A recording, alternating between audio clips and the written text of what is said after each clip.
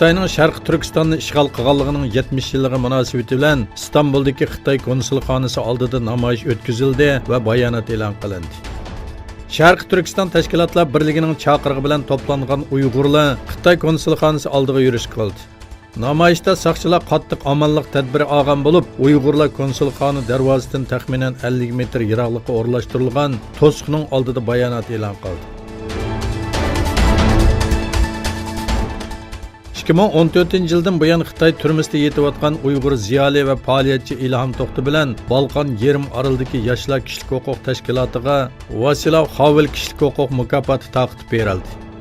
Yevropa Kengashi parlamenti cho'ng yig'inida Vaslav Havel mukofotini Ilhom To'xti bilan yoshlar kishilik huquq tashkilotining olganligi e'lon qilindi.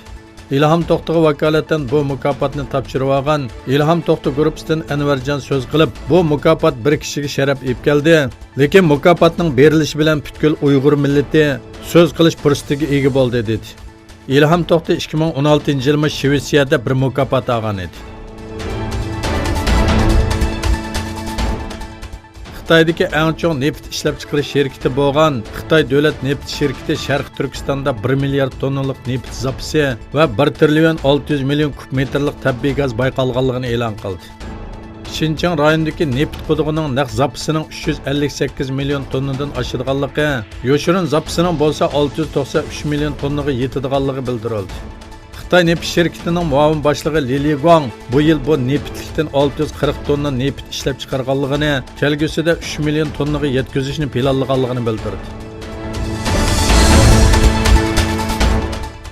Rossiya yaqinda ishlab chiqargan Amerika, NATO qatorliqlarda andish paydo qilgan Topol Me nomli qit'alar aro ballistik boshqarilgan bomba sinoq maqsadida qo'yib berildi. Rossiyaning Taman tumaniga qarashli Tatishevo boshqarilgan bomba qismi tarafidan 2012-yili noma'lum bir joyga o'rnashtirilgan Topol boshqarilgan bombalari yerning 30 kilometr cho'nqurligida selosidan chiqarilib qo'yib berildi.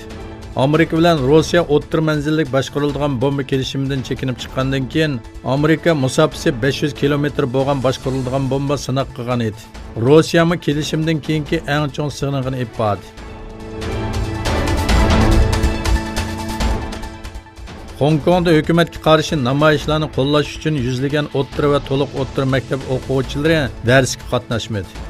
Janubiy Xitoy shahar gazetining xabar qilishicha, hukumatdan namoyishlarning talabini o'rindashni talab qilgan yuzlagan o'quvchi bu oy 2-chi qitim darsni boykot qilganligini bildirdi va Sochir bog'chasiga to'plandi. Ba'zilari maktab formasi, ba'zilari qora ranglik mayka kiygan o'quvchilar 5 talab o'rinlansin, birmi kam bo'lsa bo'lmaydi, Hong Kongga erkinlik degandek shiorlarni to'ladi.